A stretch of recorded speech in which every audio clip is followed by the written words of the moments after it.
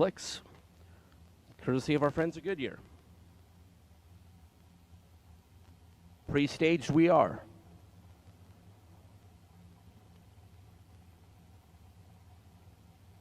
Severn is in.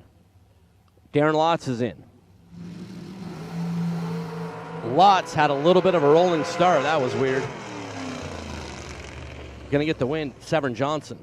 32 at the start and 479. Darren Lotz, obviously there was something that was not fully copacetic, as Lotz was creeping, and kind of got a rolling start, and I honestly was surprised it didn't red light.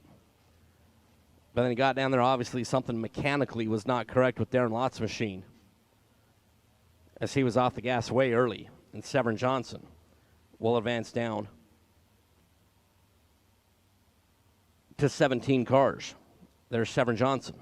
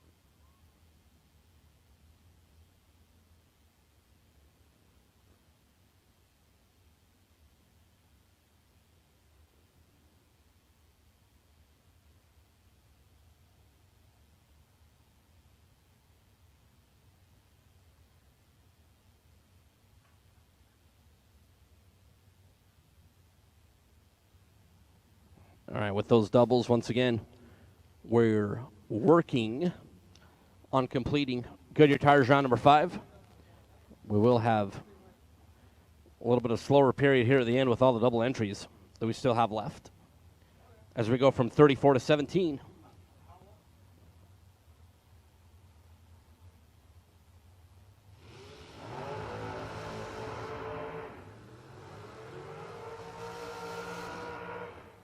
Megan Lotz and Cameron Manuel.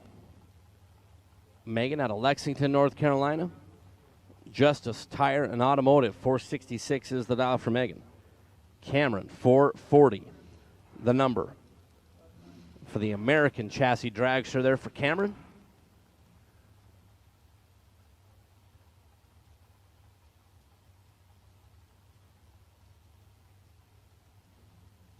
So Megan Lotz and Cameron Manuel took 2 entries into this round, and both were defeated in entry number 1.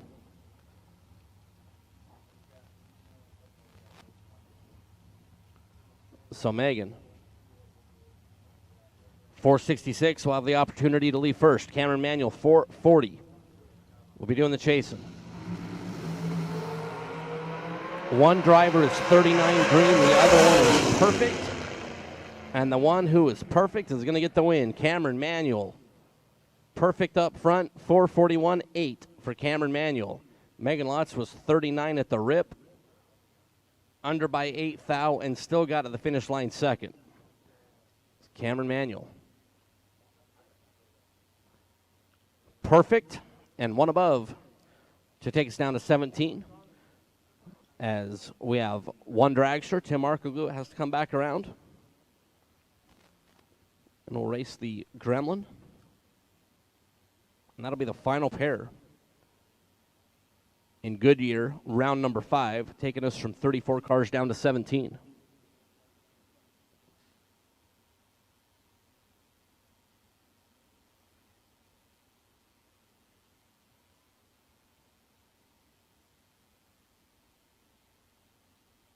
Well, it's the old story. You do well, you win a couple of races, and then right away, everybody's against you, everybody's your enemy. It's not fair, but that's the way it is. Watch carefully. These stock eliminator finals are always so close. And how about this? Sal Biondo takes the win. It's the 100th final for the Biondo family, and it's a winning one for Sal. Sal Biondo, Peter Biondo, many national event wins. Of course, brother Peter has won any number of sportsman championships. For the third time in the last 12 years here at Maple Grove, Peter Biondo, Sal Biondo both win their respective eliminators at the same national event. Biondo Racing Products, a family-owned and operated business, now in the 35th year of racers, providing racers with over 50 years of racing experience and expertise. Please check us out at beyondoracing.com. For those who don't settle when others do. For those who are set free by performance and believe innovation can take you anywhere.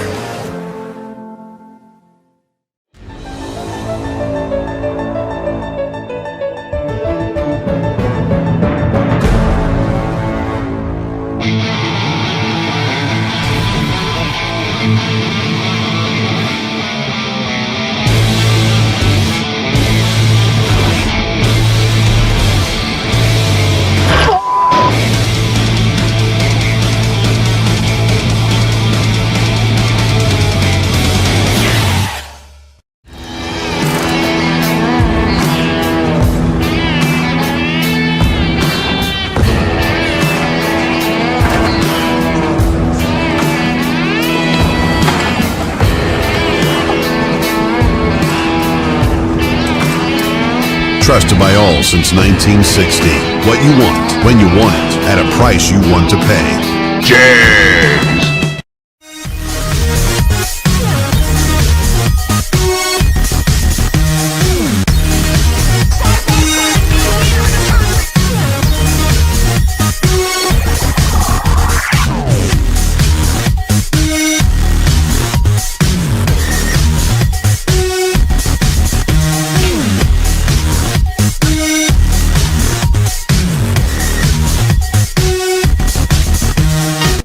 The leader in performance electronics. Racers know and depend on their state-of-the-art systems every day. Perform Air Pro and Perform Air Eclipse are the racing industry's standard high-tech, easy-to-use weather systems. Power-Light lithium batteries, the super powerful lightweight energy source for your machine. And the Data Quest Power Quest, the most innovative data recorders and touchscreen switch panels you can find. Check out ultronicsinc.com for these products and more. Ultronics, the choice of champions. Ultronics, Perform Air Weather Station Giveaway.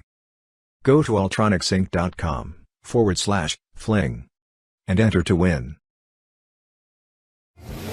60 years of innovation, 60 years of attention to detail, 60 years of rigorous testing under race conditions is what makes ATI Performance Products great.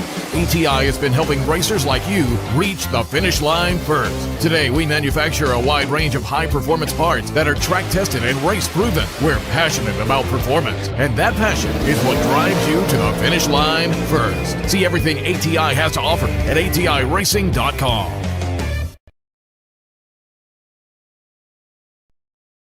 The 2022 K&N Spring Fling Million, presented by Optima Batteries. So much has been happening here, so many cool memories, so many neat things, and the sportsmanship that we've seen displayed amongst our racers has been amazing.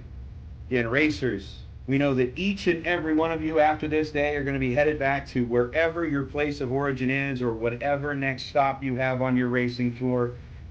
From all of us, the Spring Fling family, from all of us here at the Strip of Las Vegas Motor Speedway, two words ring the most true, and that is thank you. Thank you for being here. Thank you for supporting us. We certainly hope that we have provided you an experience unlike any other. It's the racers that really built this brand. There's a lot of hard work that goes on behind the scenes. There's a lot of hard work. There's a lot of staff involved. But when it all comes down to it, it's the racers that made the Fling what it is today. The money, the trophies, all of the cool stuff that we do in Vegas with the limousine and the showgirls, and it's the memories that last. The winner's circle celebrations, all that's fun, and all the glory that comes with winning any event. When it all comes down to it, it's about the people and the memories.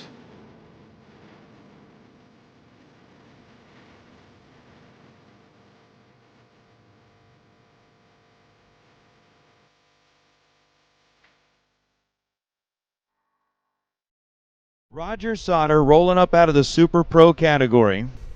Lucas Walker, the pro last man standing, raced their way into the final.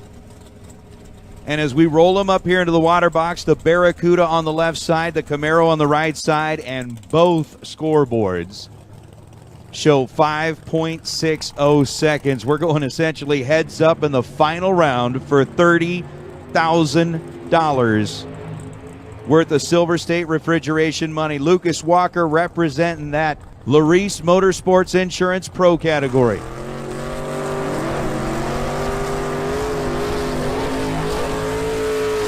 Lucas recentered, rolls up in the Camaro. 5-6-0. The number up on the scoreboard. The Barracuda versus the Camaro. Pre-stage bulbs are lit.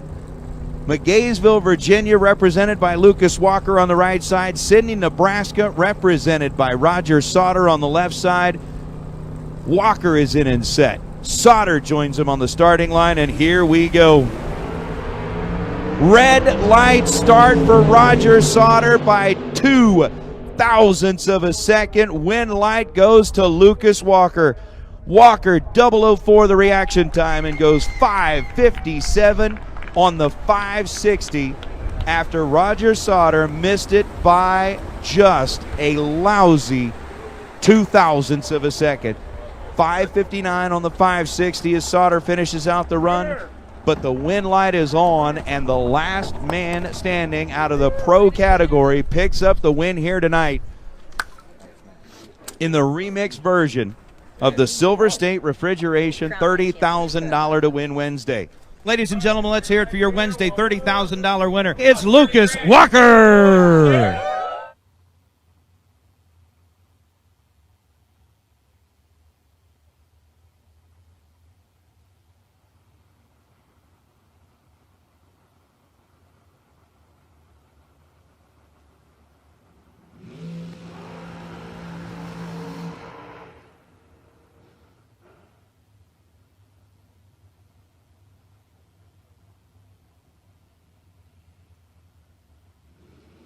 Final pair here in Goodyear round number 5. Trey Sasser, the Gremlin, out of LaGrange, NC. 6:56 the dial for Trey. Remember, no sunlight. Don't get it wet. Don't feed it after midnight. Luckily, we're only 8:33 Eastern time, so the Gremlin can still eat. Tim Markoglu, Staten Island, New York, 4:45 is the dial for our winner in last night's 15K. Markoglu already has one entry moving forward at 17 cars. Will Tim carry 2 forward, or will Trey Sasser give Tim Markoglu the opportunity to focus on one entry?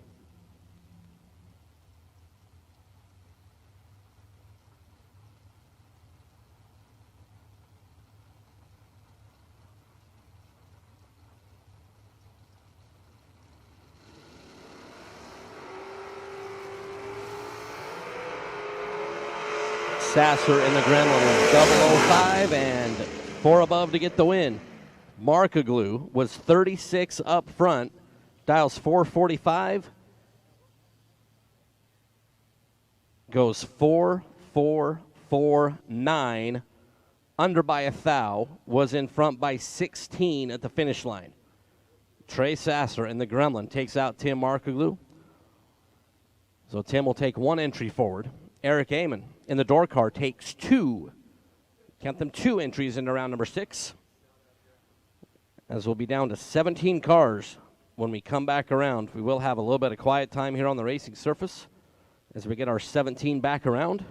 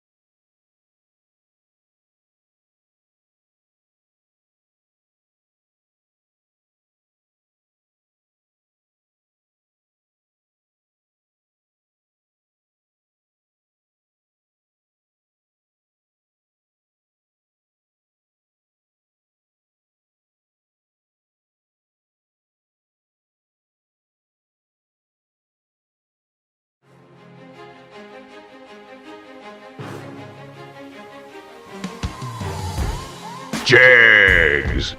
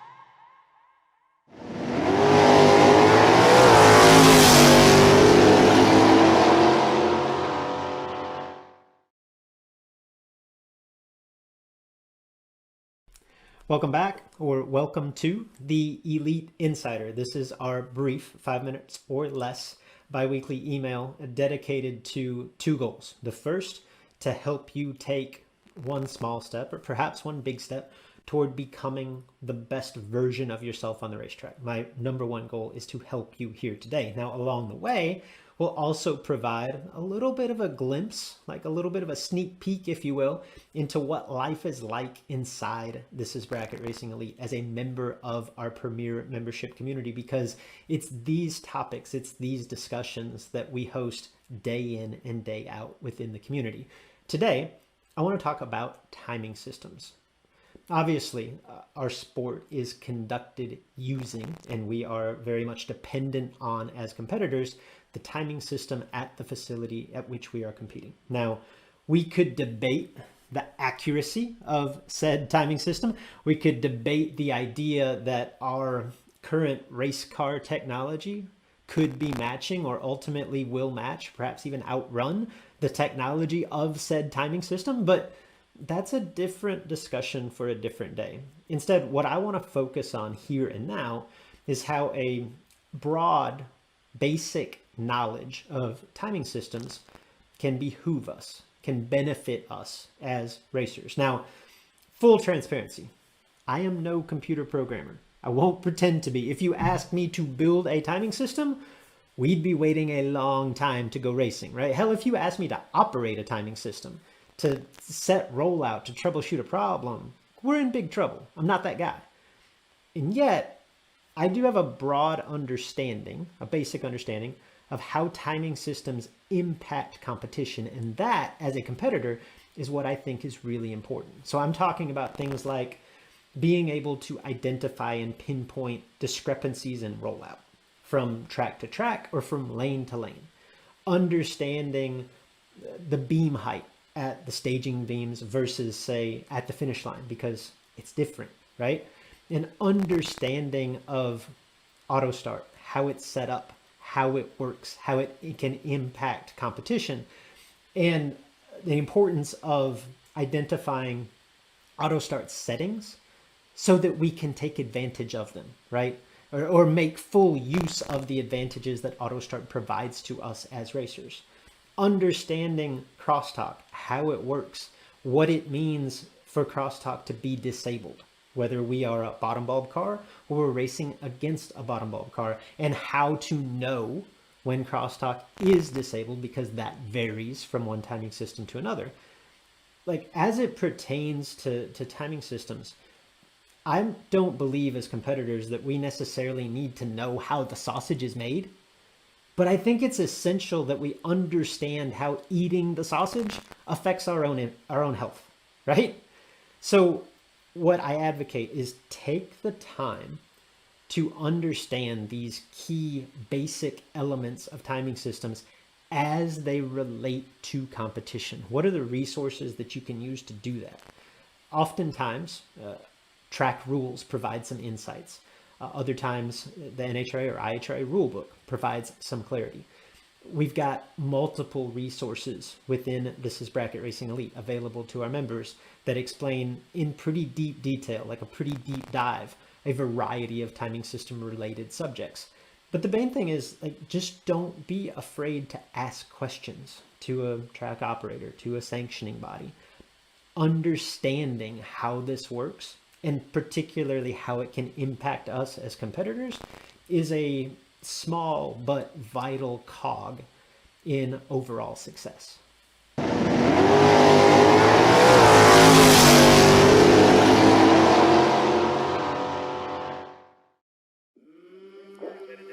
Which means we will take our Super Pro door card. I came from the mud. Hey. There's dirt on my hands. Hey. Strong like a tree. There's roots where I stand. Oh, I've been running from the law. Hope they won't shoot me down soon. Anthem to start off our morning. Final day of the K&N Spring They Fling sing on a sleepless night. Try to catch me howling at the moon.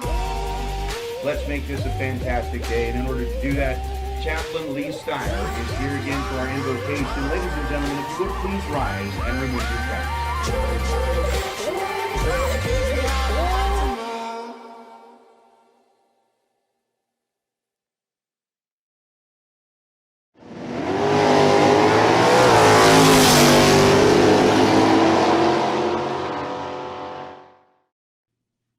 Hello, racers. Sitting up here at the tower at LVMS, getting ready for our Spring Fling event, and I am with none other than Ted Ciple, legend of the sport. Ted, how you doing today?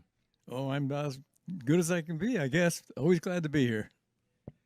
Ted, I know it's I guess it's rude to talk about age, but when we talk about your age and your how good you are behind the wheel of a race car, I think it's a compliment. You're what, 85 years young? Yeah, that's it.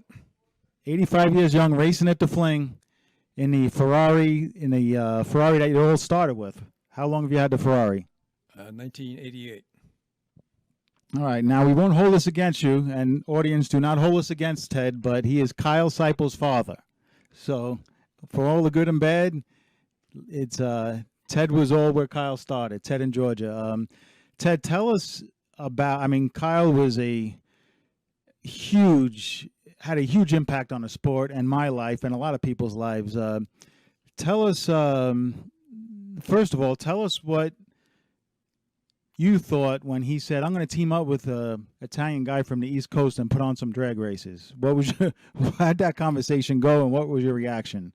Well, I thought it was a good call. It was two people who've been around the sport all their life and understood the sport, appreciated the sport, and I had good feelings about it. Well, and here we are 12 years later, and the Fling brand grew, and it will never be the same without Ted's son, Kyle. There's going to be a huge hole in my heart, and then the Fling, but I know he's watching over us, and we're going to keep it going. Ted, tell us about what's one of your best memories of you and Kyle, funniest stories, best memories of you and, I know he's done some crazy stuff, but what's one of your best memories with you and Kyle at the racetrack or even at home or whatever? Well, that's a tough one. It's so many things that have happened. It's hard to put your finger on any one. But we had him for 50 years, and we focus on the positive, not the negative, and that's the best part about Kyle. He was a very positive person. Everyone he touched, whenever I was stressed out, he would always make me feel better. But I know you have a lot of stories that are probably in your mind right now. What's one of the funniest stories with Kyle at a racetrack? I know he ran motorcycles. I know he kissed a time slip booth girl a couple of times. I mean, you can go any direction with this, but we got to keep it rated PG. Oh, I don't know. There's way too many stories to tell. Probably some of them not for public consumption, but I remember one time at the Bakersfield, we were at the ET finals and semifinal. He got on the brakes real hard and came back, and he didn't spin out, but he came back and said, I don't know if something's wrong with the car, Dad. So I looked at the car and I said, you check the front and I'll check the back. Well, he didn't check the front. He went up and made the next run and won, and we came back and I checked the front tires, and they were flat spotted. It didn't bother him. Yeah, and that was one of the many times he flat spotted front tires. He was he was known for an aggressive top end driver. You're in your own right. You're a legend in this sport. I know you're humble, Ted, but I think Kyle got a lot of his good qualities and a lot of his good racing, habits from you. Do you think it's in the genes? Do you think, how does it's always seem like a father and a son? If the father's a good racer, the son turns out to be a good racer. Do you think it's something in the blood, or do you think it's something that's learned? Well, I'm sure it's part of the gene pool, but it doesn't always follow. Some good racers, their children don't care about racing. They just it's their own person. They have their own personality, and they have to go with what they love, and that's what makes it happen. Not being forced to do something or asked to do something, but want to do something. And Kyle didn't want to race at first. He wanted to be a bowler, and so he said he didn't want to follow his dad's footsteps. But eventually he kind of caved in, and when he did, he was very successful. So that was He sure was, and he was a great bowler at that. He was almost semi-professional at one point. So here you are, you're 85 years old, you're competing against the best of the best in the biggest stage of bracket racing. I like your chances just as good as the next guys. At this point of the game, what's your strongest quality as a racer? Is it the tree? Is it the top end? What's your strongest quality, Ted? I think just don't take a negative aspect to the starting line. That's all. Just to set out what you have a plan, try to focus on the plan, and if it's not working out, try to extemporize, but to do the right thing all the way down the track, and don't shoot yourself in the foot before you leave the line. That's my advice. Attitude and execution. I think bringing the attitude is my personal track record was a ton better with Kyle around, and it was because he always gave me that good attitude, that good vibe before each round. Who's going to win $1 million this year? Well, if I could tell you that, I could make a lot of money uptown. Well, if you win it. Well, I wouldn't bet on myself. I'll put it that way. Spoken from a humble champion. Any guesses on who do you think has the best shot? Name 1 or 2 or 3 people that stick out in your mind right now. Well, we got Luke back. I guess we don't have the last year's champ back, do we? Bo, is he back? I don't believe Bo's back. Okay. Well, Luke is looking pretty.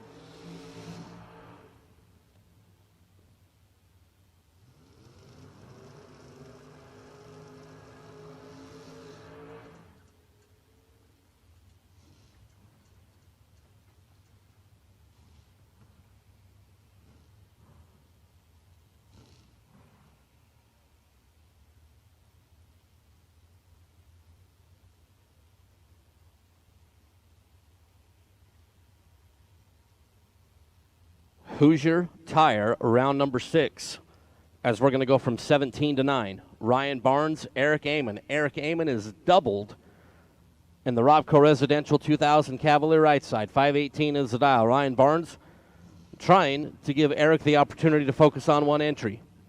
Right out of Brunswick, Georgia, the RB Race Cars Barnes Auto Joe's Package Shop ride.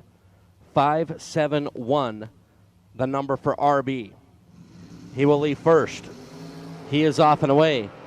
He is better up front is Ryan Barnes. Eric Amon trying to roil him in. Not going to do as Ryan Barnes locks out Eric Amon. 11 green, dead on 4 to be 15 total. Eric Amon was Michael Jordan at the start. Dead on 6 and had no shot at turning on the win light. Ryan Barnes 15 total. Eric Amon was 23 green and can focus on his one remaining entry. Dan Fletcher, Kevin Glenn. Fletcher out of Selma, North Carolina. The 69 wagon. Micro Strategies, ATI Performance Products, Mickey Thompson, VP Fuels. 648 is the number for Fletcher. Kevin Glenn, Suffolk, Virginia. The Glenn Development 66 Chevy 2 with 527 on the board. Fletcher's a little bit late. Kevin Glenn trying to reel in the wagon. Does it. 22 green, 2 above for Kevin Glenn. Fletcher got down there and really dunked the nose to be 3 over. 651 on the 48 at just 98 miles an hour. As he really got it woed up down there. Kevin Glenn was okay, and that was good enough. 22 and 2 above for Kevin Glenn to get the win. It's Blaine Parrish and Robert Tull. Blaine out of Clayton, North Carolina, the Parrish Garage Mustang. 627 is the dial-in for Blaine. Robert Tull, Annapolis, Maryland, the orange 71 Vega. 543 the number for Robert. Bulb and a half going to be the head start for Blaine and the Mustang. So we are pre-staged. Both bumping in. In.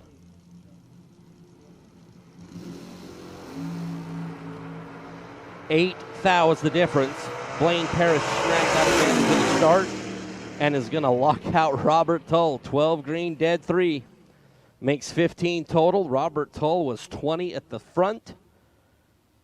And Robert Tull's day will end in Hoosier, round number 6. 5:44 on the 5:43, but that reaction time led to Robert's demise here in round number 6.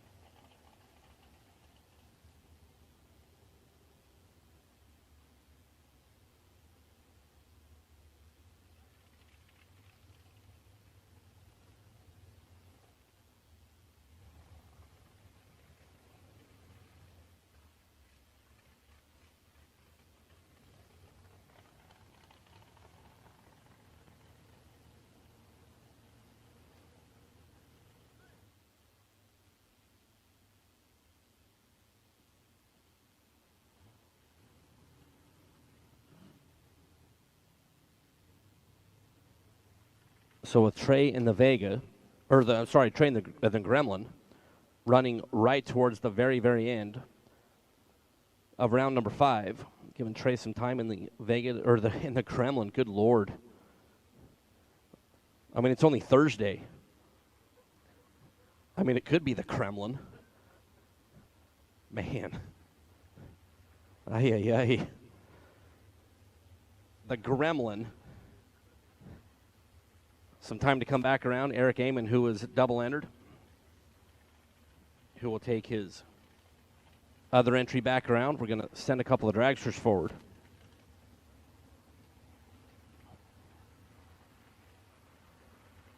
With Eric being defeated earlier in Hoosier Tire round number 6, that means no more double entries. So we will go from 17 here down to 9. And then to 5, and then to 3, and then to a final. And then 1. And then that 1 gets the big check, the trophy, the possible parade tomorrow morning on Jegs' $30,000 Thursday.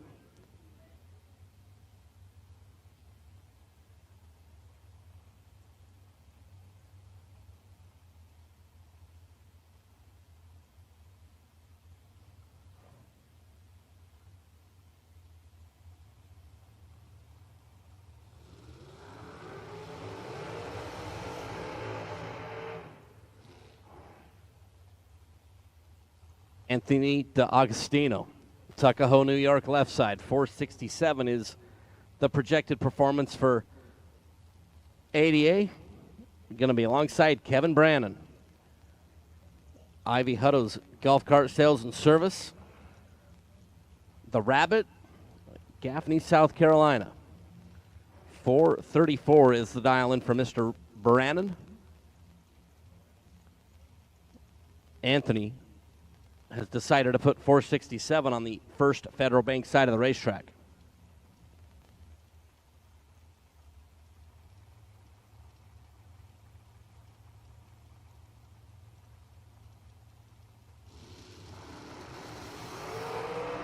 Brannon in a good spot right off the starting line. 008 and 3 over to get the win. When you got Kevin Brannon in the other lane, starting your run off by being 36 green is not a good jumping off point. Anthony, 36 green and 2 over. It's Kevin Brannon.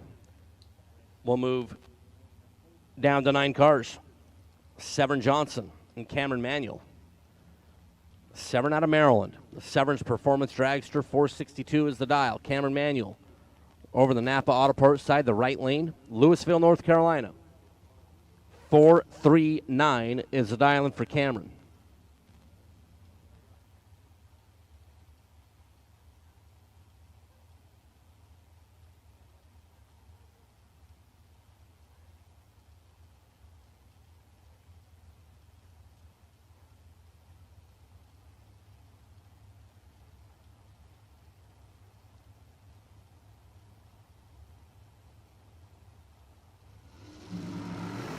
We're off and away. Severn Johnson better at the start, but Cameron Manuel is going to advance on the breakout. Severn Johnson, 15 green, got to the finish line by 22 thousandths of a second to break out 3 itty-bitty ones.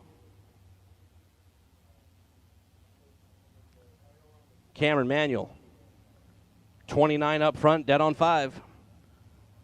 Got it walled up enough to get on the right side of the number. Severn Johnson breaks out by 3 thou. It's Cameron Manuel. We'll move on down onto the ladder with 9 cars remaining. It was Will Roberts and Randall Blinson. Blinson was on the ladder last night. Looking to make it to the ladder back-to-back days. Clayton, North Carolina, McCarty Auto Parts Dragster, 469 over on the right side.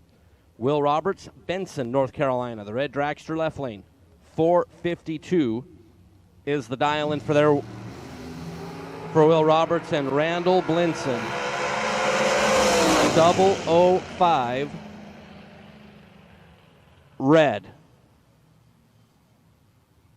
Will Roberts was 10 green, 1 above on the free data acquisition run here at 17 cars. Randall Blinson, red by 5 thou and over by a couple of hun.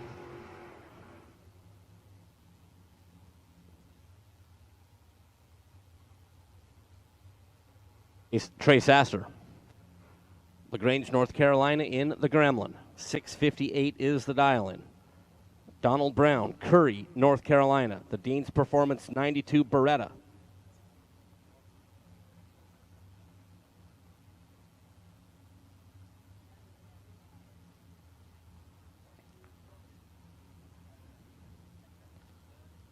Donald will be leaving second by almost the full 3 ambers.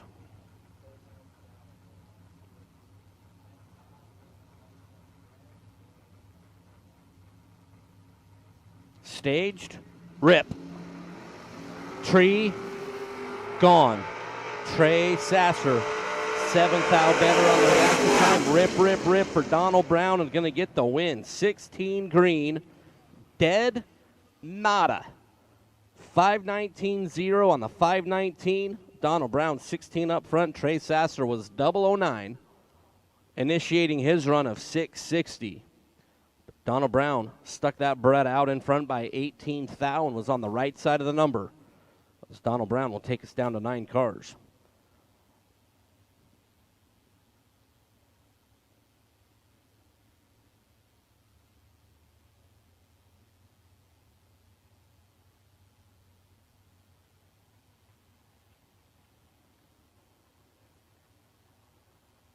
So we have 1 pair remaining in a single. Bailey Ferraro has the single here at 17. Eric Amon, who ran early in the round,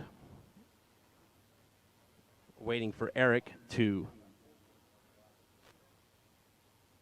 head back up and around in his second entry here in Hoosier Tire round number 6.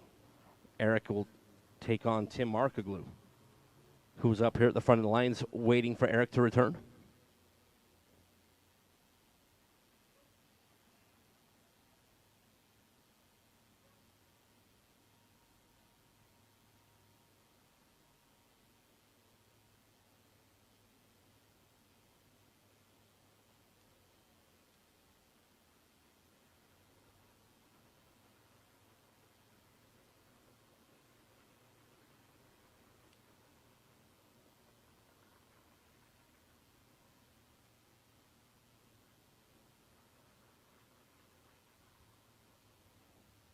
So Hoosier tire round number 6. We're just waiting for Eric Amon to make it back, take his position alongside Tim Markoglu, with Bailey Ferraro having the single.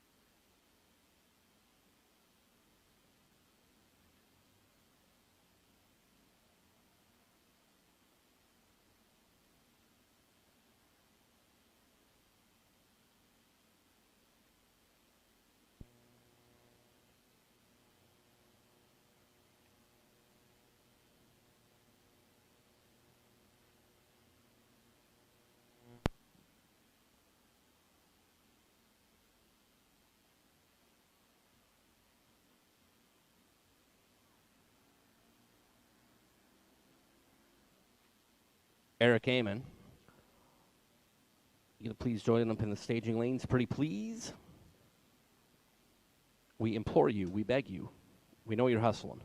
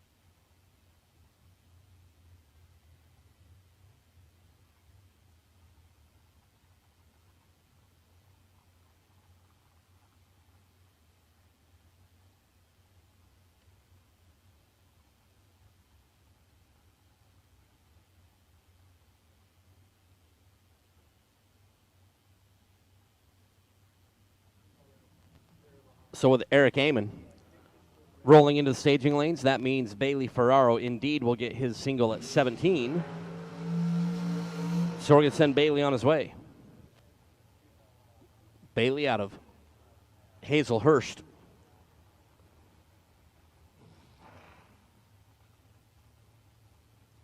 Bailey from McCarty Auto Parts. Round before was absolutely pure perfection at the starting line. Bailey's going to get a free look at 443, a free rip at the Christmas tree. And Eric Amon and Tim Arkoglu will close out this round.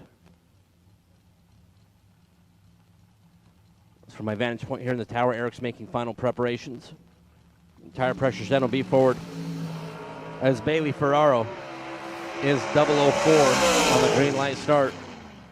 And 4-4-5-3 as Bailey in back-to-back rounds. Perfect and 004.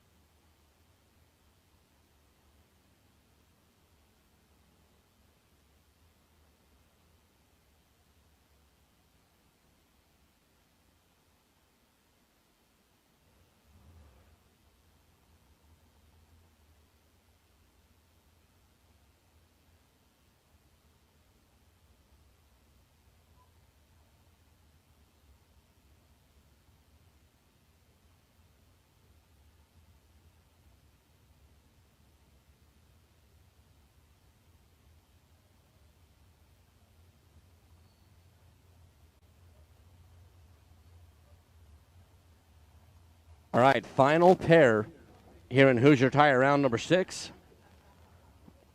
with the doubles. Been a little bit lengthy, however, we have no more doubles. As we're single all the way, as we're going to go from 17 to 9 cars.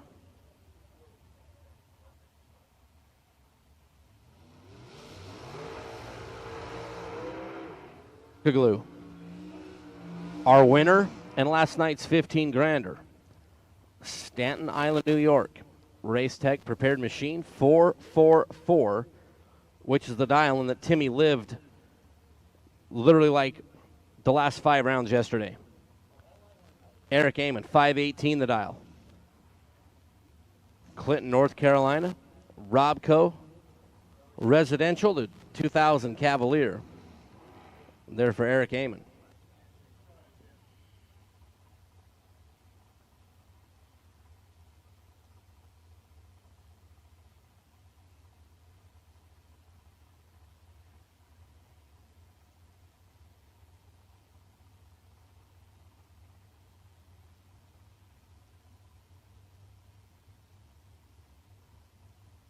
Arkoglu is in. Eric is in. Tree and away. Red light start for Arkoglu by the worst.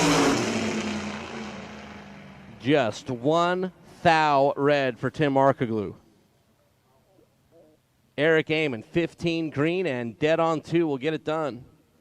Tim Arkoglu had a really good day yesterday, had a really good day today, but he's going to bow out 1 thou red there for Tim Arkoglu. Eric Amon, 15 green, dead on 2. That's going to wrap up Hoosier Tire round number 6. We'll have some quiet time on the racing surface, hopefully no more than like 10 minutes or so. We'll step away for a couple of rounds. Steve Riggins is going to call the round of 9, the round of 5, and then he's going to prepare for winner's circle. He's already nervous. He'll be fine.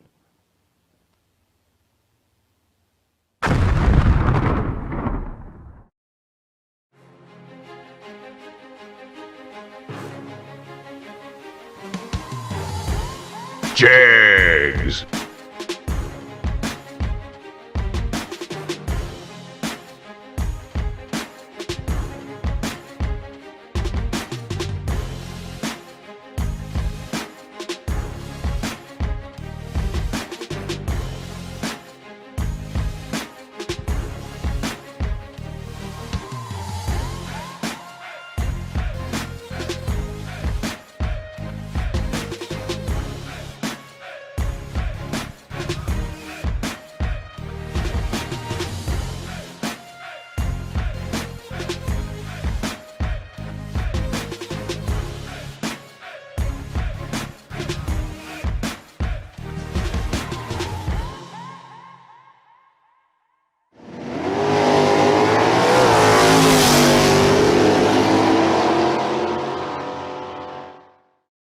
Hello, racers.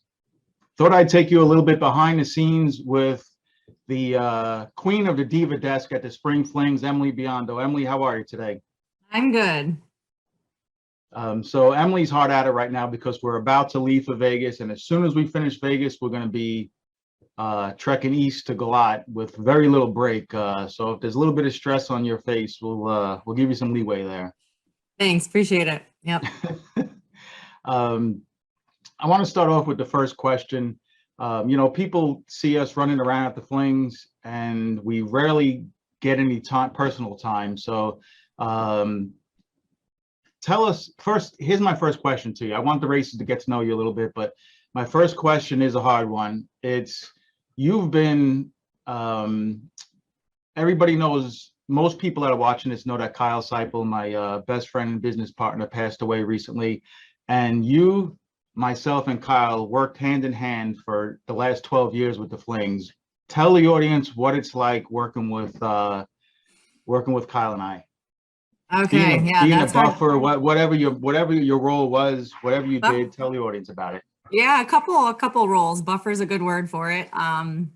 It's us three musketeers. I feel like we just had such a great, like, 1-2-3 punch, the three of us. You know, the boys can be so stringent with certain things and more analytical, and I would throw in some things that would be more personal, more personable for the racers. But the three of us working together was just like nothing else. I mean, the 1-2 punch of Peter and Kyle are unlike anything that I've ever seen in a friendship, and especially living so far away from each other. We all worked together for 12 years, and we miss him dearly. But you know, I've stepped up in the last couple of years and taken on some more of his roles. But he'll never be replaced, that's for sure. There's no doubt about that. As a best friend and a business partner, he'll never be replaced. But you definitely did step up. So let's talk about that a little bit. You're a mother of two, and you're now my right-hand person at the Flings. So tell us a little bit about your role, leading up to the event at the Flings, what you do, and what it's like.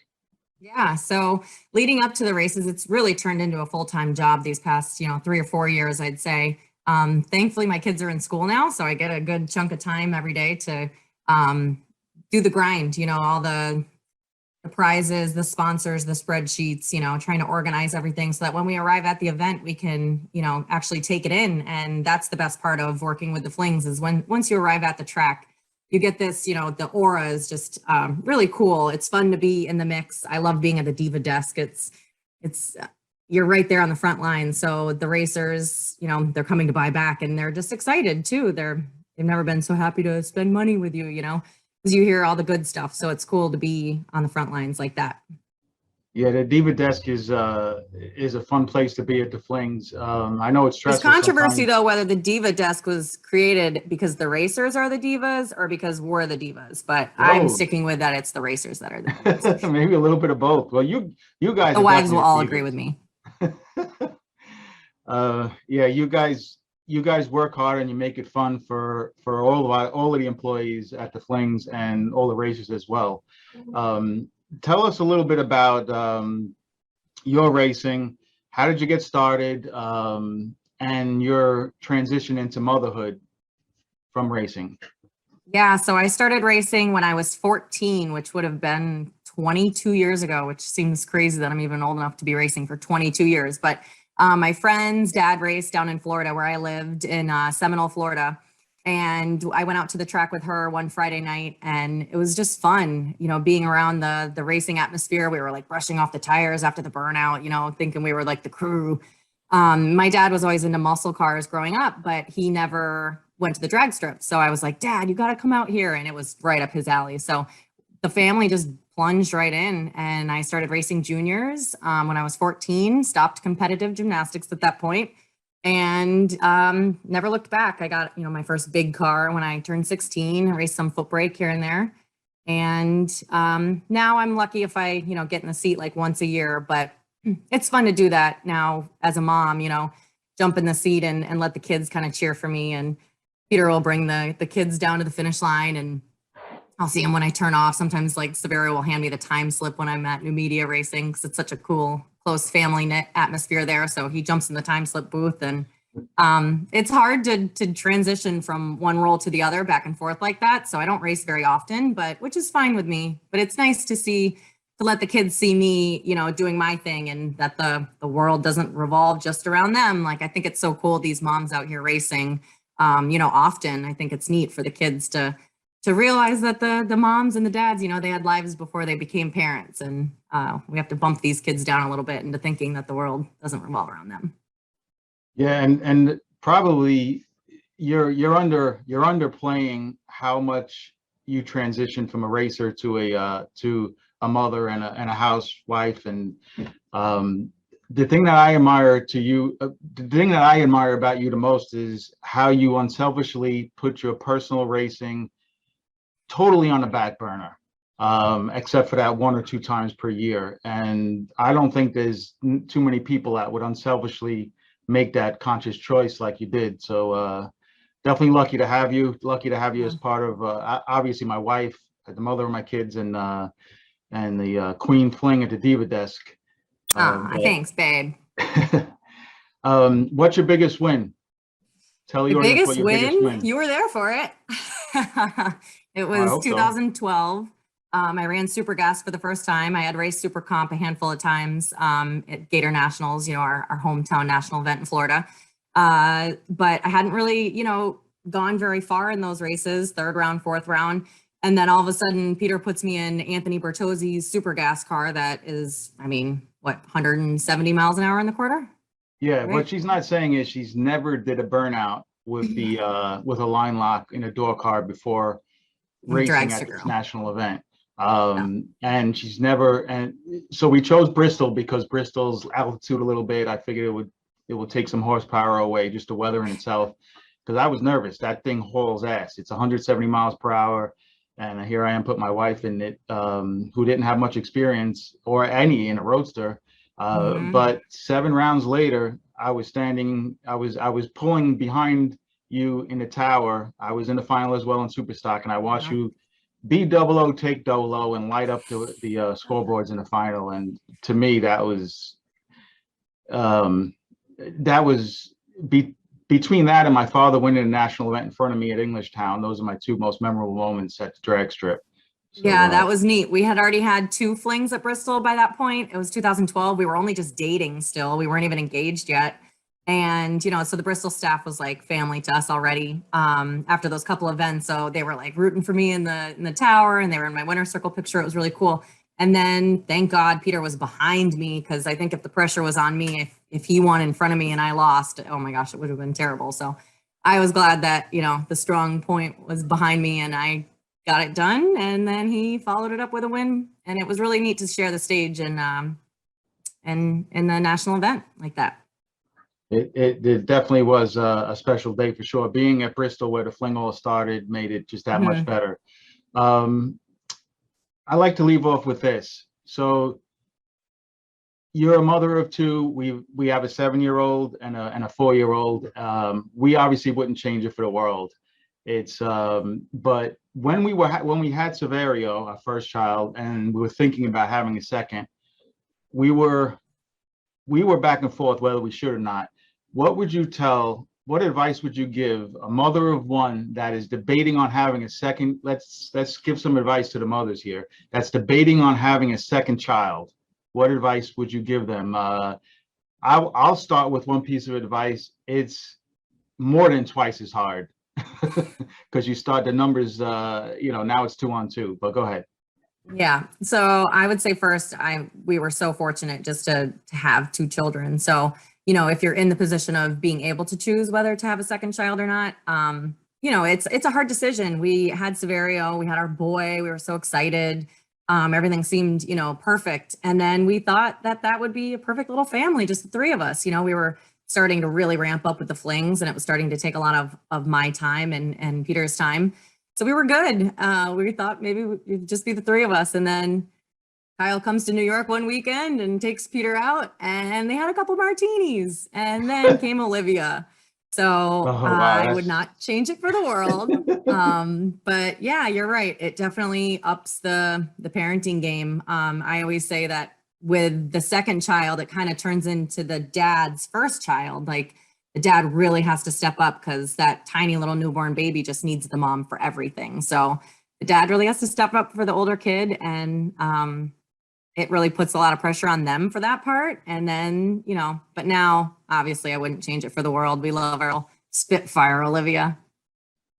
Yeah, she's definitely a Spitfire, and she completed our family for sure.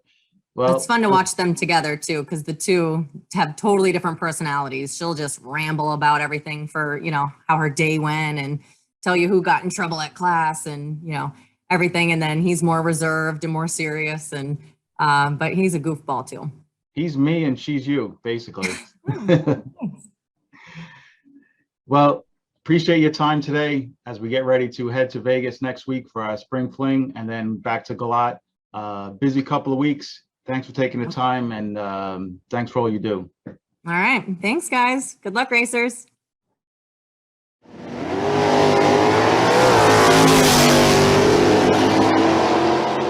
We are out here in the pits kind of checking out some things. We've had some segments where we've checked out racers. We've talked about like our practice tree personalities.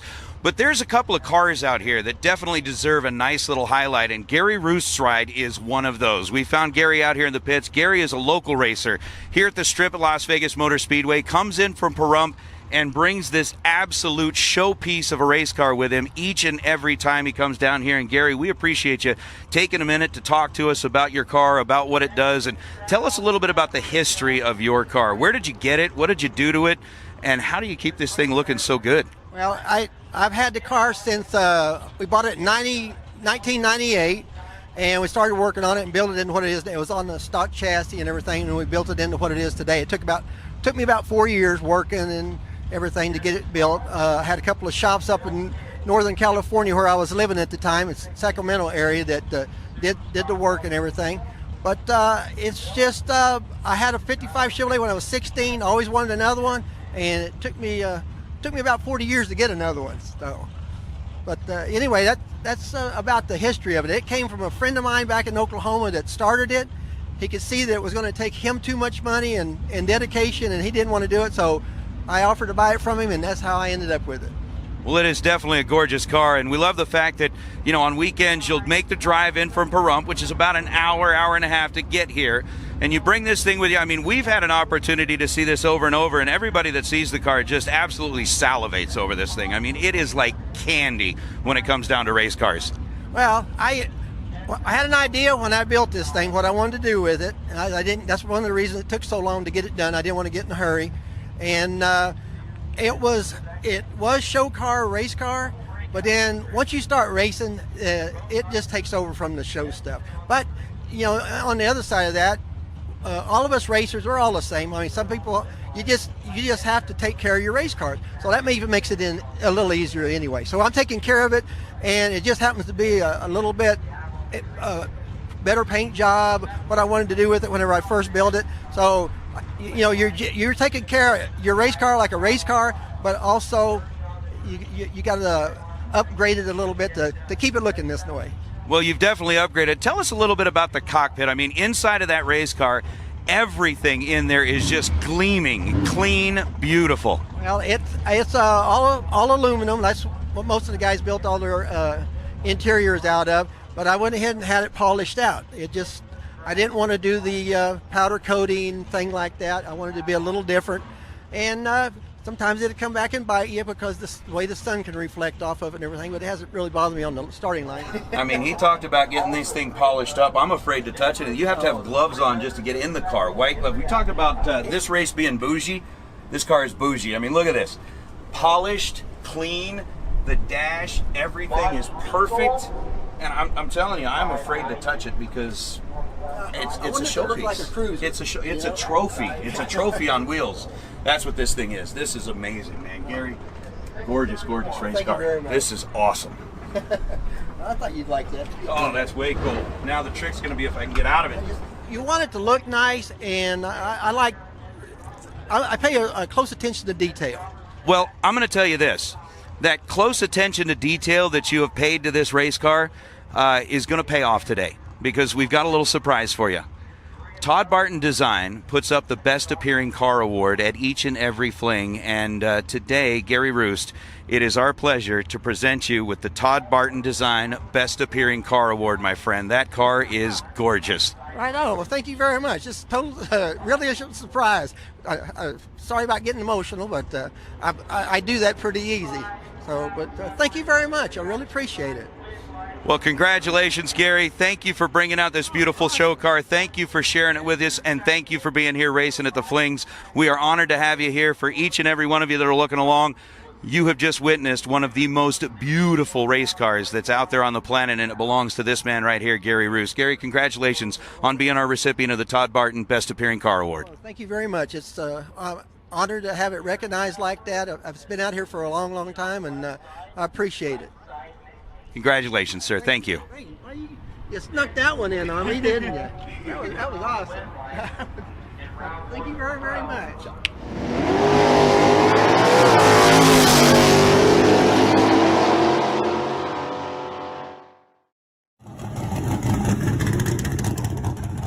Meet the next generation of Autometer's legendary Ultimate Tachometer line, the Ultimate 3 and the Ultimate DL, which places the power of more advanced data acquisition systems in an affordable, convenient, and compact package. With the Ultimate 3, you can record the engine and driveshaft RPM at 100 samples per second with up to 60 seconds of available memory. Playback data right on the tach itself or easily download to the award-winning Data Pro Analysis software. Availability in black or silver dials in 9,000 or 11,000 RPM ranges.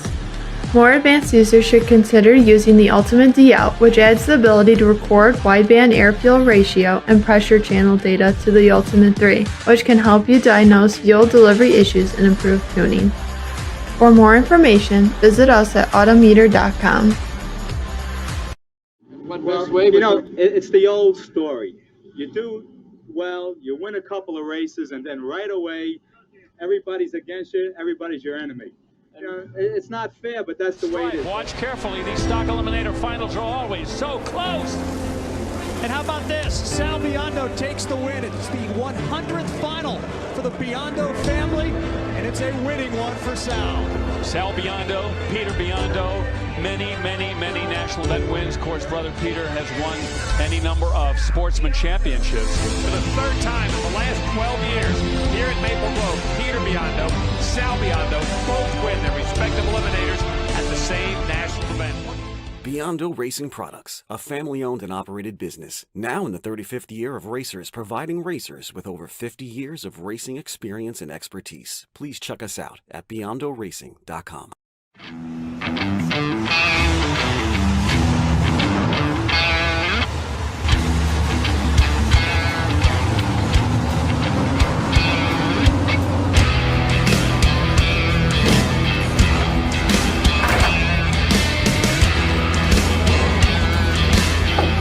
Jags, trusted by all since 1960. What you want, when you want it, at a price you want to pay. Jags! For those who don't settle when others do. Who will give everything, but won't give up. For those who believe in unlimited, while others limit themselves. For those who are set free by performance and believe innovation can take you anywhere.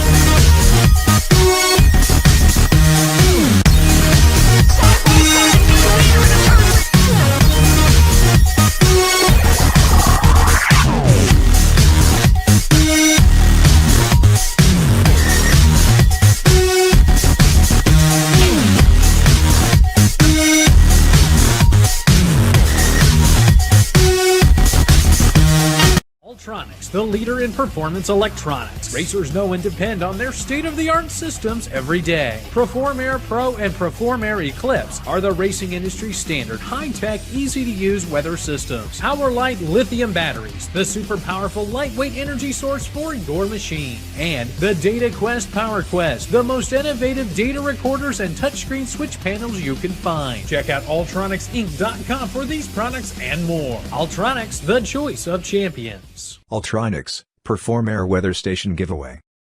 Go to ultronicsinc.com/fling and enter to win. 60 years of innovation, 60 years of attention to detail, 60 years of rigorous testing under race conditions is what makes ATI Performance Products great. ATI has been helping racers like you reach the finish line first. Today, we manufacture a wide range of high-performance parts that are track-tested and race-proven. We're passionate about performance, and that passion is what drives you to the finish line first. See everything ATI has to offer at ATIRacing.com. Larice Motorsports Insurance offers drag racers the broadest insurance policies in the industry. Larice Motorsports Insurance was created by racers for racers. Larice insures race cars on and off the track, trailers and equipment. Larice even pays racers contingencies at the Fling bracket races. Don't wait until it's too late. Call Larice Motorsports Insurance today. 6. So congratulations to you.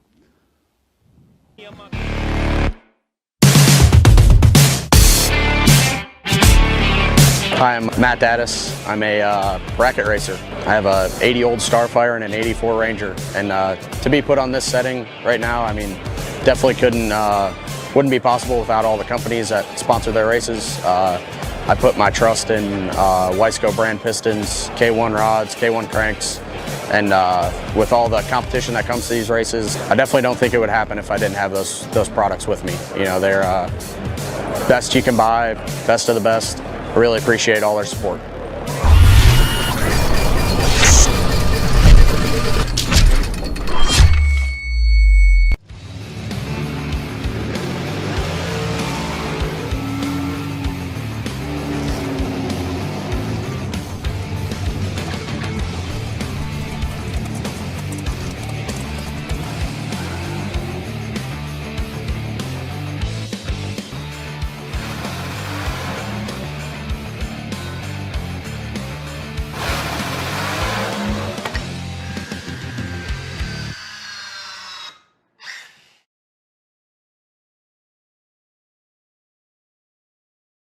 Racers serving up the very best parts. That's what Mazir Enterprises is all about.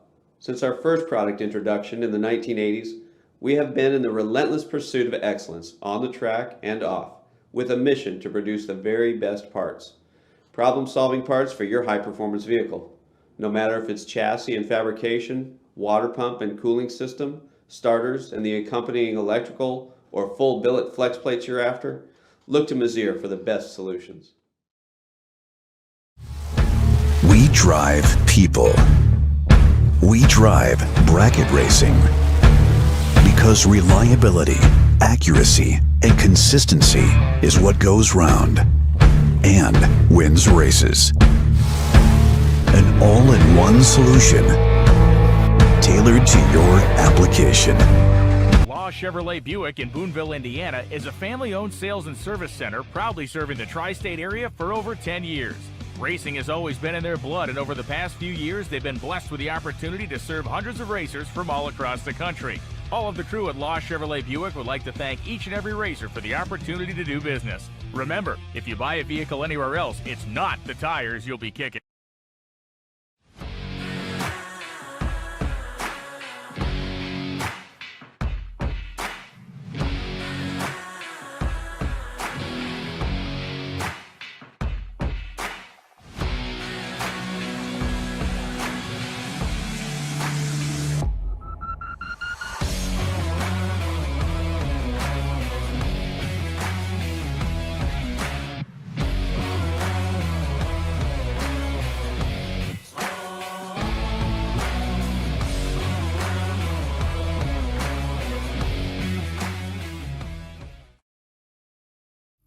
For those who don't settle when others do.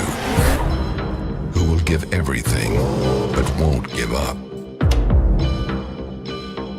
For those who believe in unlimited while others limit themselves.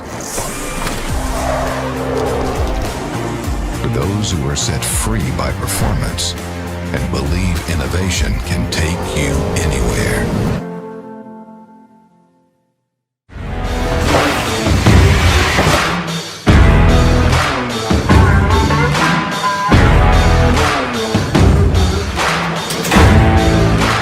Trusted by all since 1960. Jags.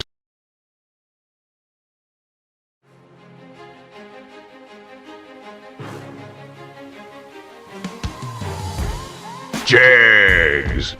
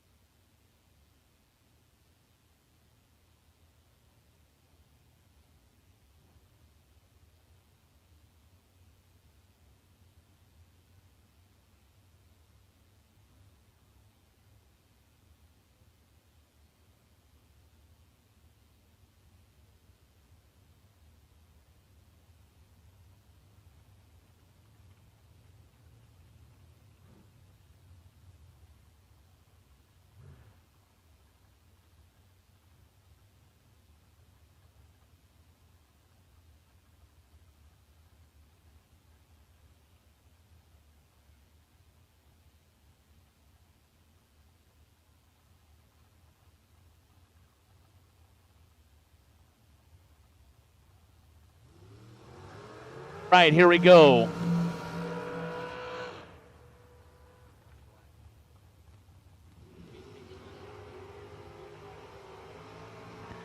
Mickey Thompson, round 7. The round of 9. Blaine Parrish, Clayton, North Carolina. 626 left side. Cameron Manuel, Louisville, North Carolina, 438 in the right side.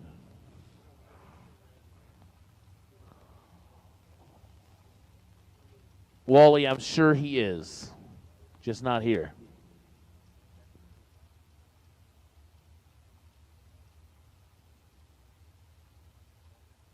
Blaine Parrish and Cameron Manuel. Parrish getting 1.82 seconds. How much is that? All the tree and then some.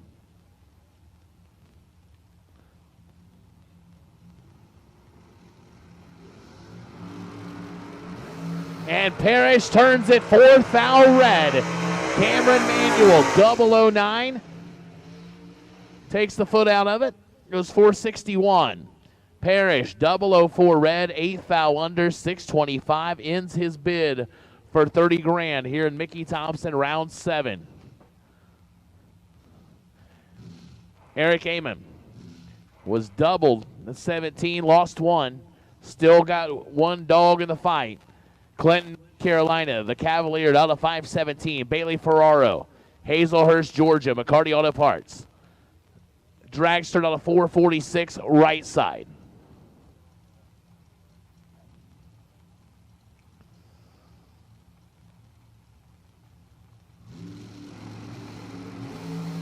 One to a 15, advantage Ferraro in the dragster. Win light goes Ferraro. 2 total. 1 dead, 1 for Bailey.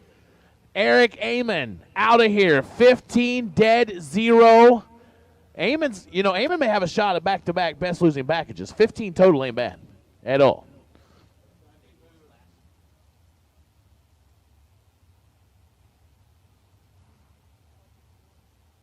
Bailey Ferraro laying 2 total.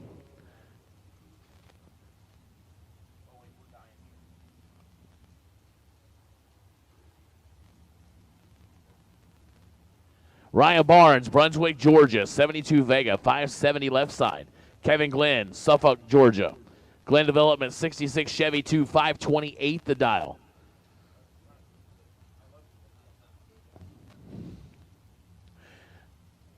$4,200 head start goes to Ryan Barnes, left side.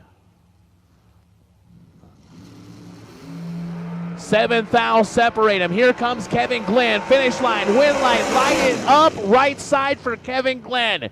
As Ryan Barnes is 34, takes 17. Under by 16 foul. He only had to take 1 or less. Easier said than done. Kevin Glenn, 27, dead 8, 35 total, and he'll go to round of 5. Will Roberts, Benson, North Carolina. Came a long way to get here. He's wore out. I mean, got to be tired from all the travel. Yeah, he drove the dragster down the road for all we know. 453 left side. Donald Brown, Curry, North Carolina. Looked it up, about an hour and 15 minutes away. Not too far either. 519 the dial, right side. He'll get the head start. Will Roberts going to try and chase him down. 453 to a 519. Winner goes to 5. 2 to a 17. Will Roberts with the advantage. Win light says Will Roberts. 11 total. Left side, 2 dead, 9 for the win. Donald Brown, 17 dead, 4, 21 total. No good. And stop me if you ever heard of this guy. The Rabbit, Kevin Brannon, on the solo to 5 cars.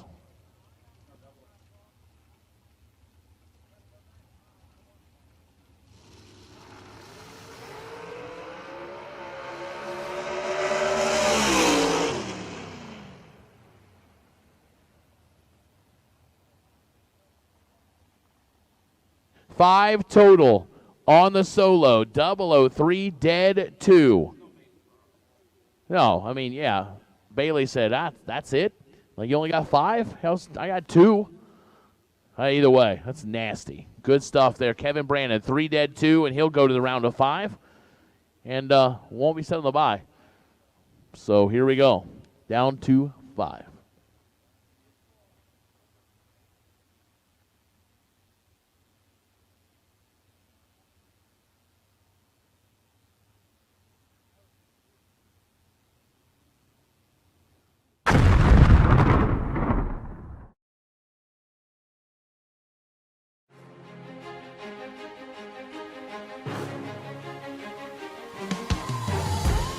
Jags.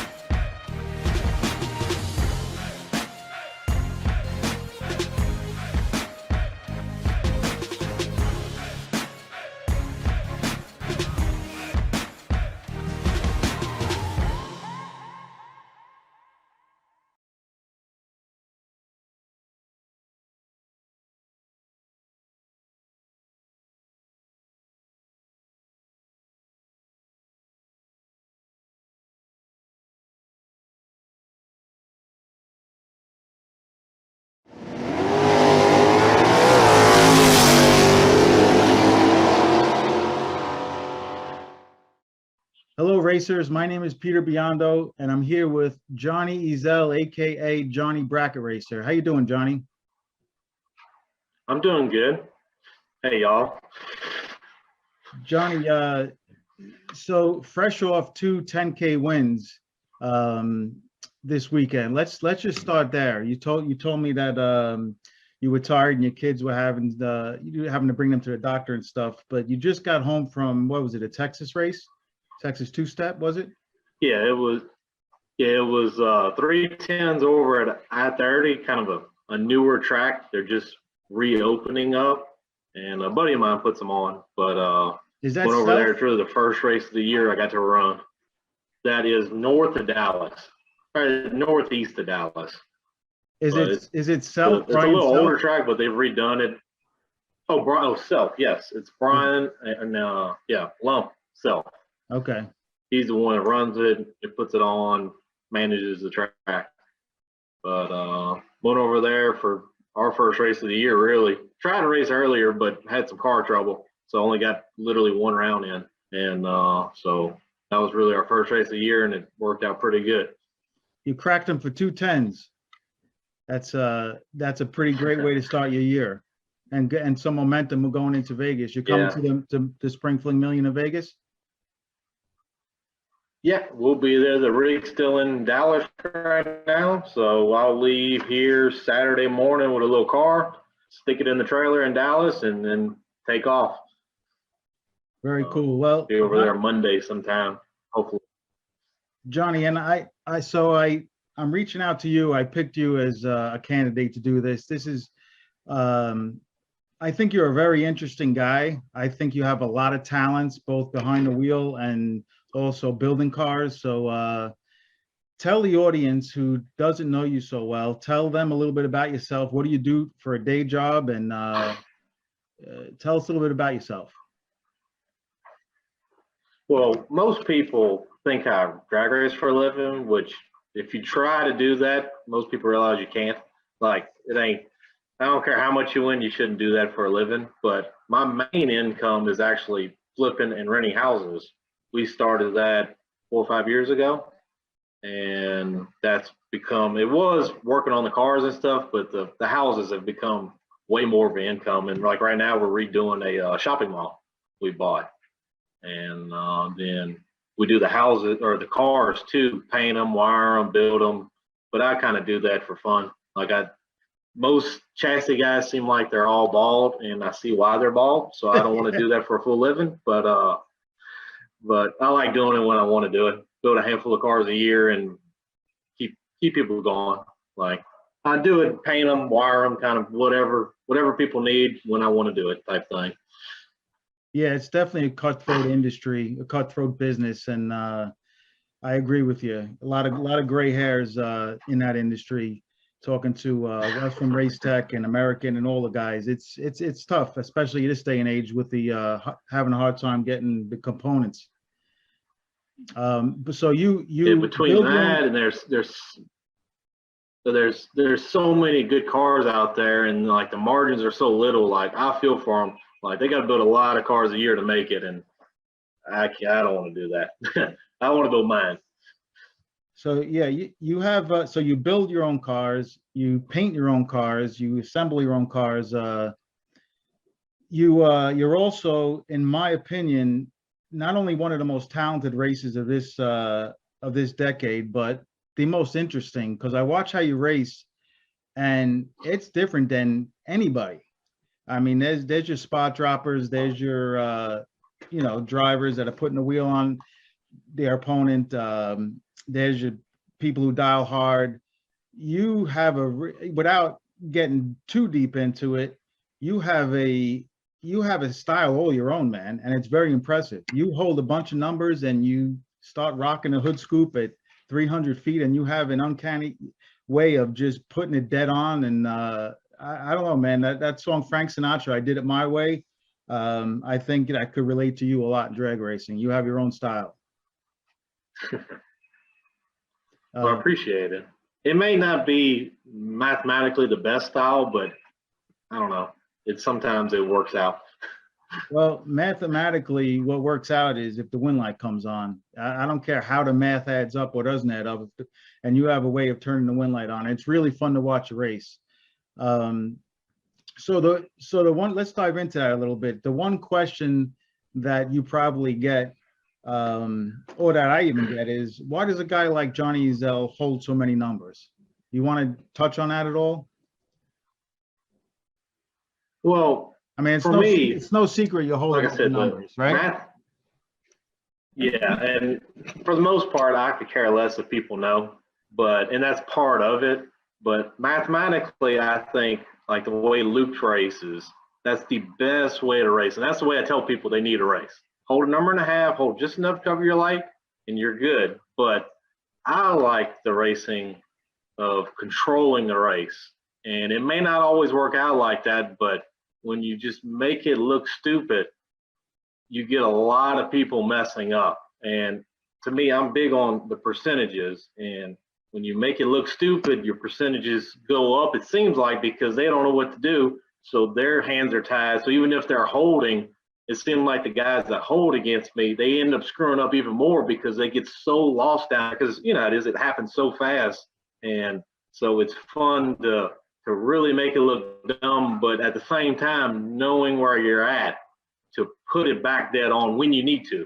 And I don't know, plus it just makes it fun to race like that. Bottom line.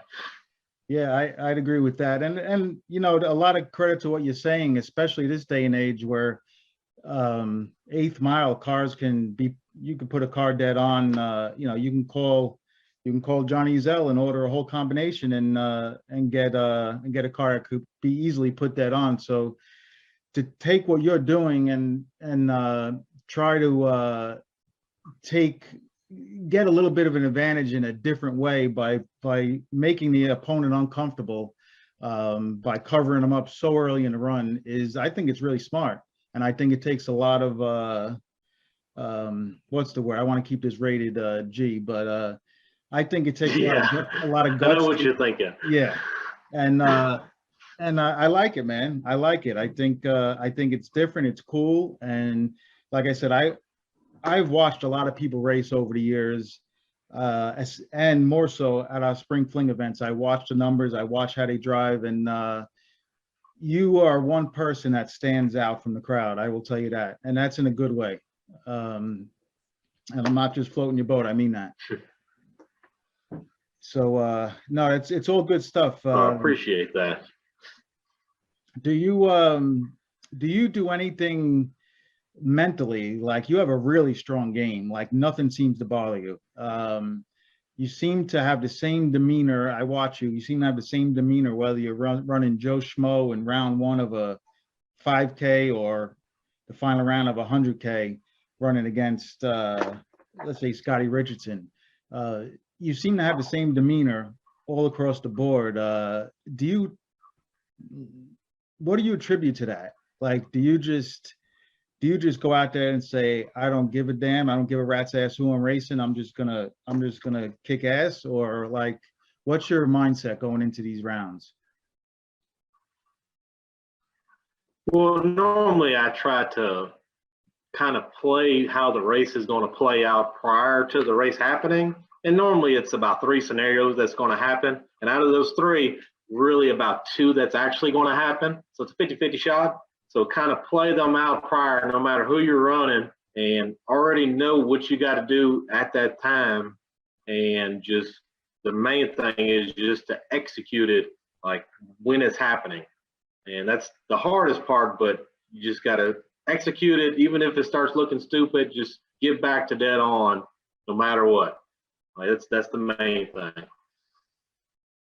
And what would you say as far as on a scale of 1 to 10, how aggressive are you on a tree? I know you're good on a tree, but how aggressive do you set up? Would you consider yourself very aggressive, or like 1 to 10? I would say if 1 was not aggressive at all, I'm probably about a 3 to 4. I don't set up too tight. Like, I set up for between about 10, 9 to 10. I ever say 8 to 12. I kind of set up for, because I feel like my strong suit is the finish line, not so much the tree. And I feel like I can win more rounds being 20 than I can being red. So instead of pushing it all the time, I'd rather be, because I feel like, what you may know these numbers, I don't really know these numbers, but I feel like at these big races, if you take away all the red lights, you take away all the breakouts, an average pass is probably between about a 18 to 20 total. It's kind of what I think. People think it's tighter, but I don't think it's any tighter than that. So if the average pass is already 18 total, just say, so if I'm 10 on the tree, take 5, I'm going to win every time. So it's like, all right, all I got to do is be 10 on the tree, which is, for me, is I can do that sometimes. But I feel like I can take 5 when I need to, so I'm not always pushing it. So don't push the tree so much, but push the finish line when you need to. Whenever they're 18 total and you're 10 on the tree and you need to take 7 or 6, you take it. But if they're going 1 above, you just ride them through there and try to just make sure you're ahead of them. So that's kind of the way I race. It's not the way I think most people race, but it works out sometimes.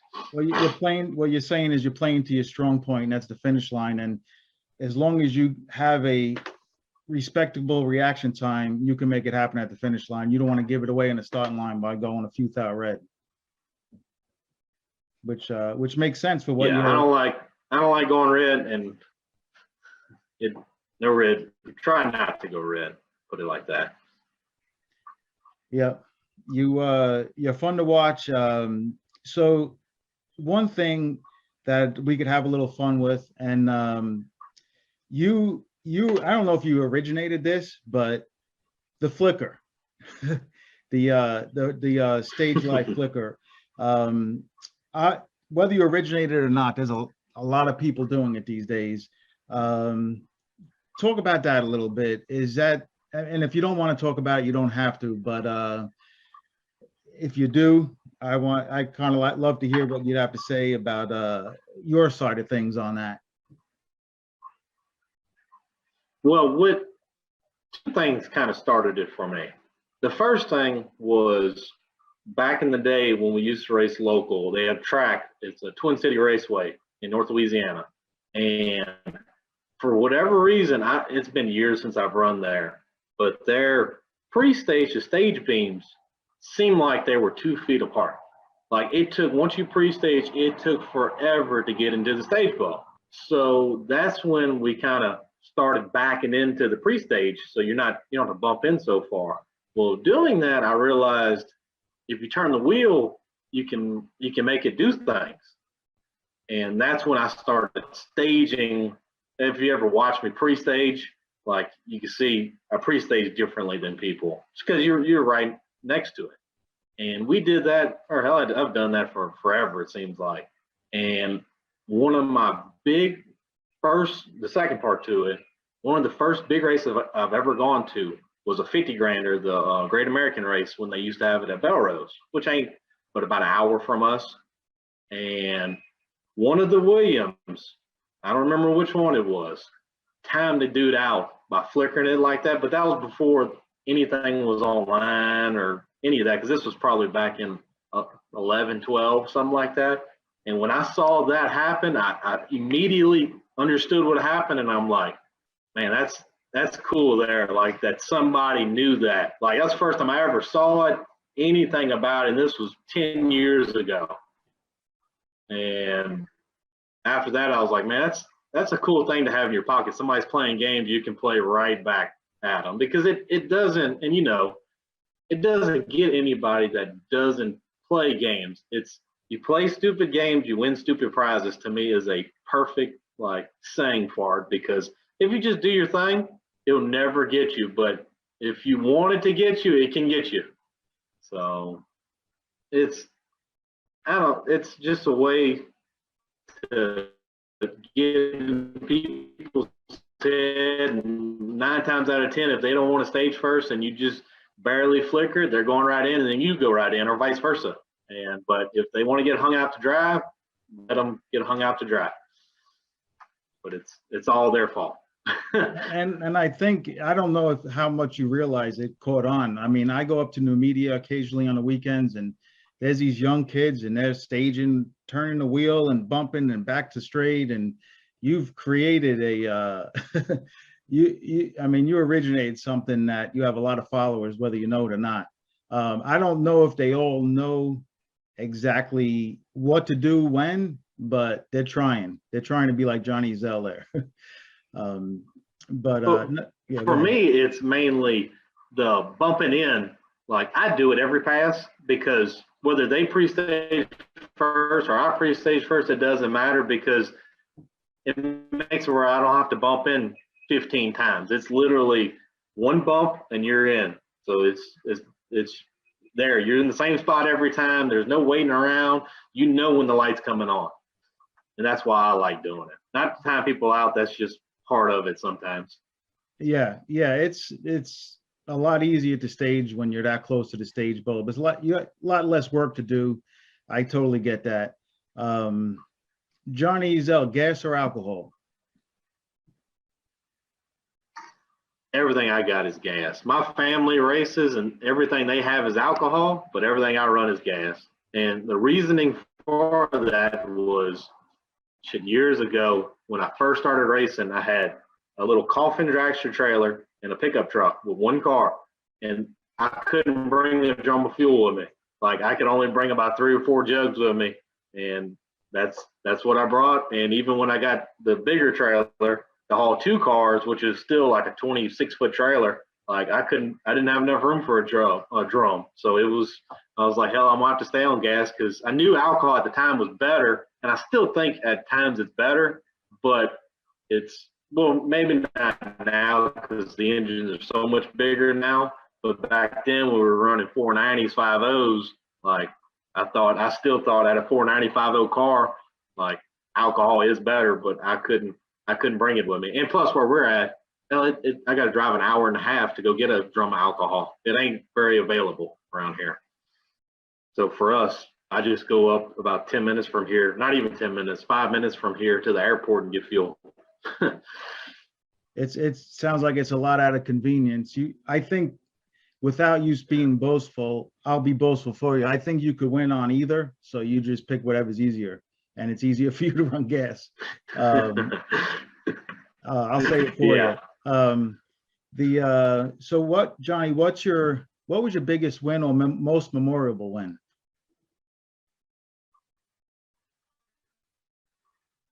The one I remember, the biggest one obviously is the million, but the one I remember the most, and it was really the first. It was, and most people don't even remember. I've never really told this story to anybody, but it was me and Dad with my little coffin mini dragster trailer, which I still got, and half-ton pickup truck. We put the car in it and went up to Prescott Raceway. They had a 10 and a 2. And at that time, I never won a 10 grand. I won a handful of 5s, but we never really ran any 10 granders, because this is probably back.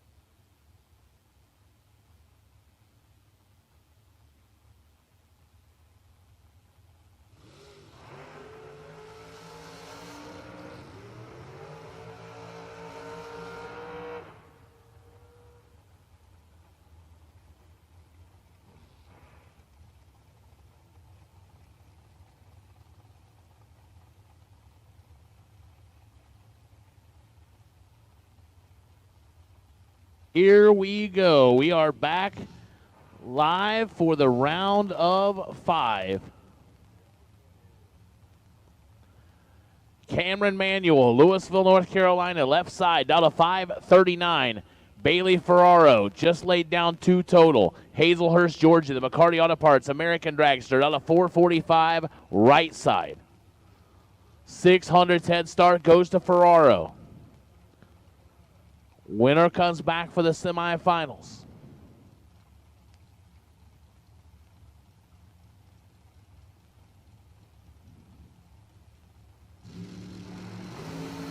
Oh boy, Cameron is going to be sick.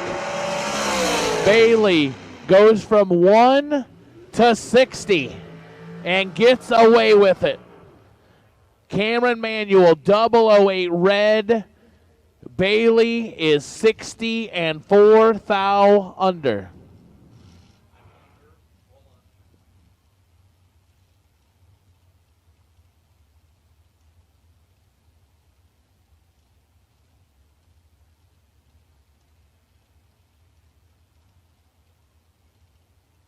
Kevin Glenn, Suffolk, Virginia. The 66 Chevy 2 left side, down to 528. Kevin Brandon, 433 right side, 7 to a 13. Advantage door car. Here comes Kevin Brandon. Finish line. Door car. Kevin Glenn goes 007, dead 3. 10 total for Kevin Glenn. Kevin Brandon locked out 13 on the starting line and had 0 chance. Goes 1 above 5. And Kevin Glenn goes to the semis. And I think he's going a little further than that. Will Roberts, Benson, North Carolina, on the solo, 453 display.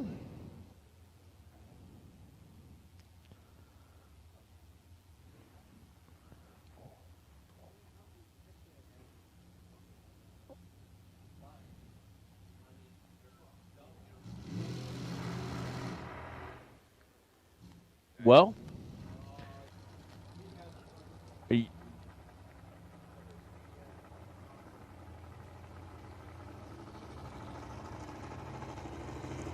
a great time to do that. Will Roberts going to go to the round of 3. That was a very interesting round of 5, for sure.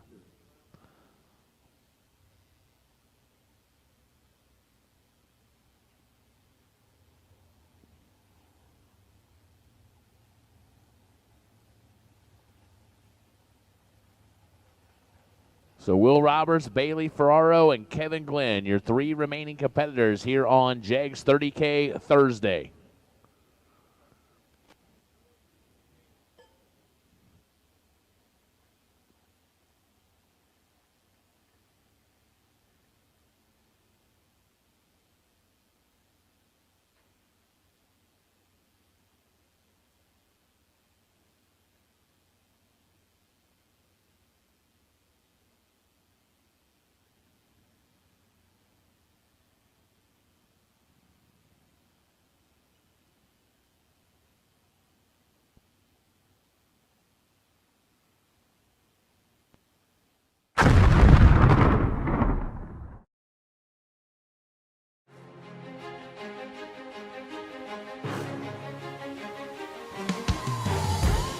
JEGS.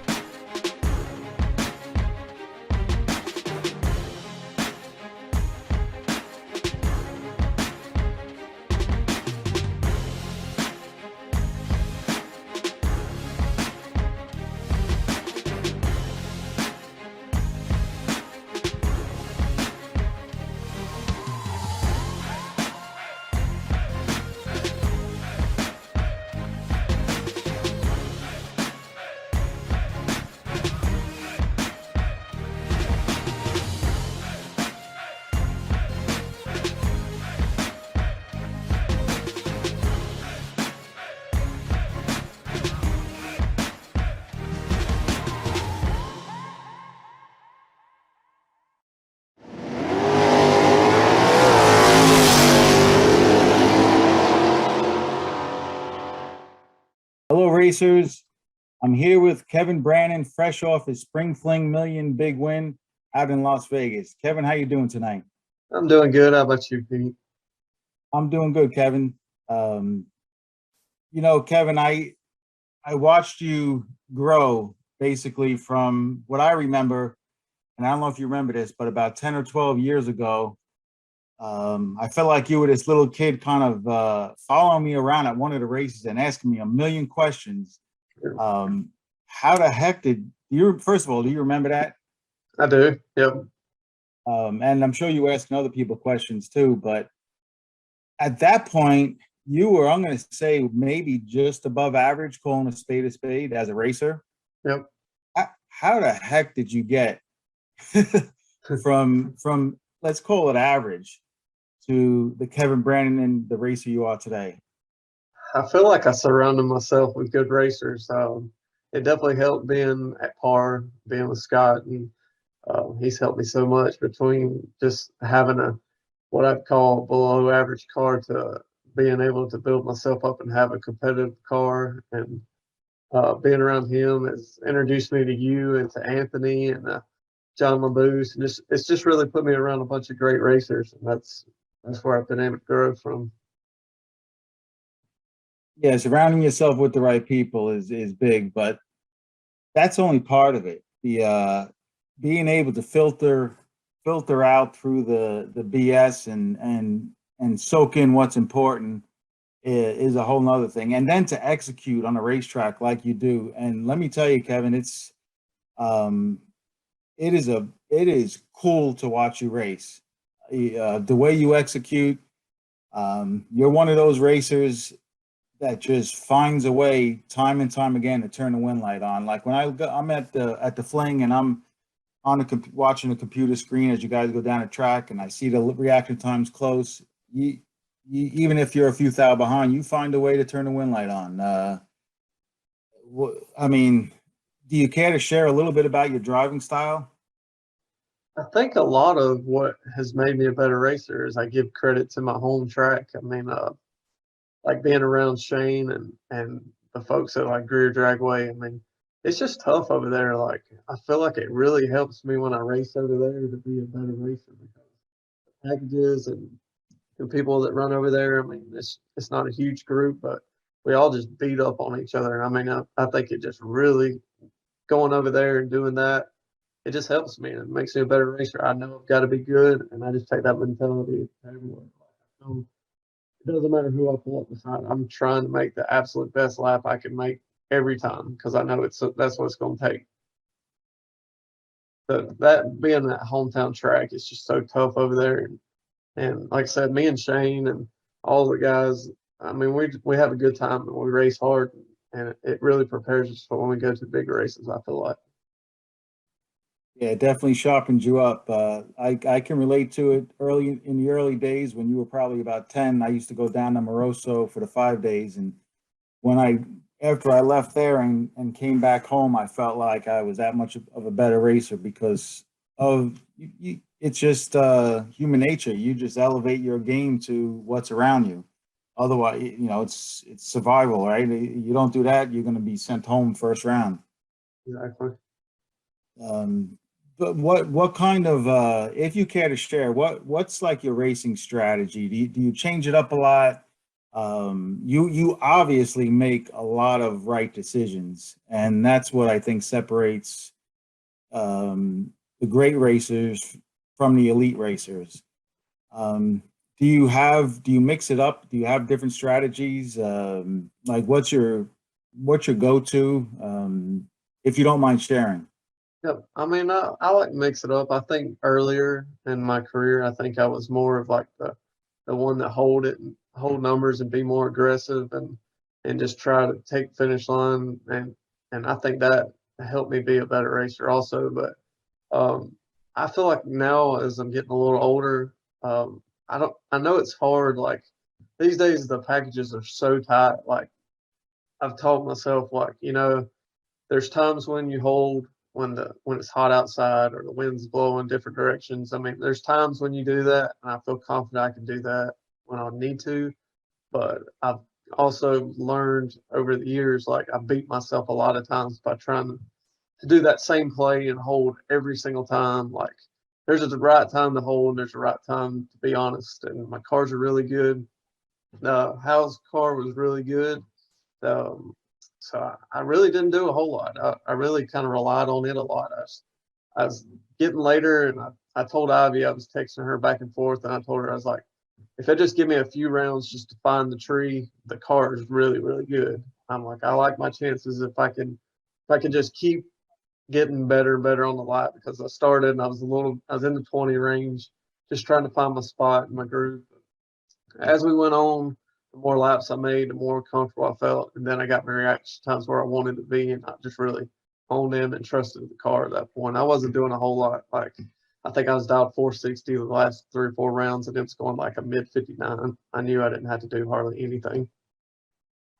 Yeah, when the car's running good, it definitely makes the driver's job a lot easier. But you still got to let go. You still got to hit the tree, and you still got to execute. And for coming from somebody who I know at times you hold some big numbers when the time calls for it. It's sometimes it's hard to transition into legging it out almost all the way, or only killing 5 or 10 thou.